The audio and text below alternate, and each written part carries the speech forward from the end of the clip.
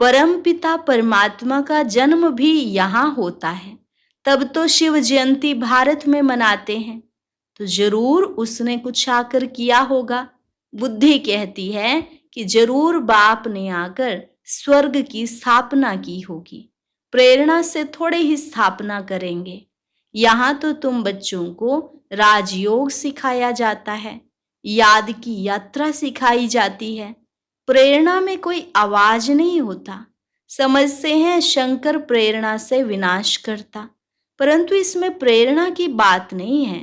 तुम समझ गए हो कि ड्रामा में उन्हों का पार्ट ही है मुसल बनाना। वे विनाश अर्थ निमित्त बने हुए हैं।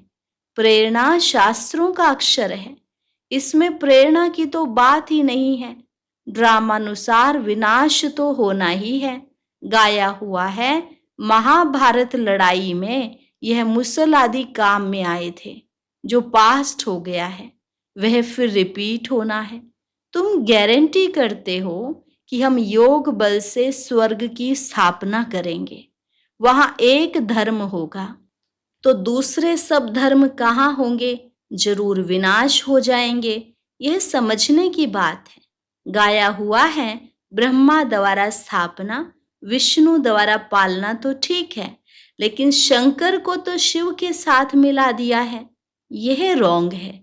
शिव शंकर कह देते हैं, क्योंकि शंकर तो कोई काम नहीं करते, तो शिव से मिला दिया है।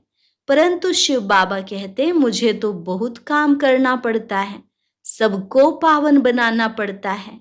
मैं इस ब्रह्मा तन में प्रवेश कर इस साकार द्वारा स्थापना का कार्य कराता हूं। शंकर का तो कोई पार्ट है नहीं। शिव की पूजा होती है। शिव ही कल्याणकारी झोली भरने वाला है। शिव परमात्मा ही न मैं कहते हैं ना। यह ब्रह्मा भी प्रजापिता ठहरा। ब्रह्मा सो विष्णु, विष्णु सो ब्रह्मा। यह तो बड़ी गुह्य बातें हैं। यह सिर्फ तुम बच्चे ही जानते हो।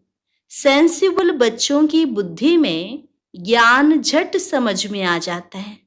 मनुष्यों को कुछ भी समझ नहीं है कि पतित पावन बाप कब आएंगे। अब तो कलयुग का अंत है। अगर कहते कि कलयुग के अंत में 40,000 वर्ष पड़े हैं, तो अभी कितना और पतित बनेंगे, कितना दुख सहन करेंगे। कलयुग में सुख तो होगा नहीं। कुछ भी ना जानने के कारण बेचारे घोर अंधियारे में पड़े हैं।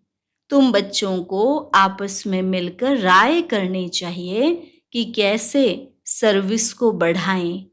तुम बच्चे जानते हो कि सभी वेद शास्त्र गीता आदि पर ही भाषण करते हैं।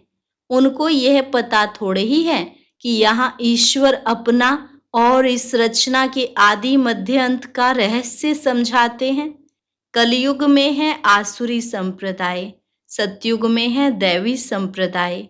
मनुष्य इतने तमो प्रधान बुद्धि हैं जो बिल्कुल समझते नहीं कि हम ही आसुरी संप्रदाय हैं। देवताओं के आगे जाकर गाते भी हैं, हम ही नीच पापी हैं, हम निर्गुण हारे में कोई गुण नहीं। तुम तो उन्हों को सिद्ध कर बता सकते हो। सीढ़ी के चित्र में बड़ा क्लियर है, दिखाया हुआ है कि कैसे चढ़ती कला है फिर उतरती कला है। भारतवासियों के लिए मुख्य है सीढ़ी का चित्र। यह है सबसे अच्छी चीज। इस चित्र पर बहुत अच्छा समझा सकते हो। 84 जन्म पूरे कर फिर पहला नंबर जन्म लेना है, फिर उतरती कला से चढ़ती कला में जाना पड़े। हर एक का विचार चलना चाहिए कि सबको रास्ता कैसे बताएं।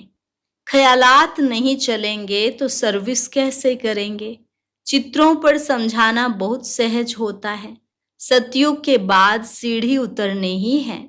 बच्चे जानते हैं कि अब हम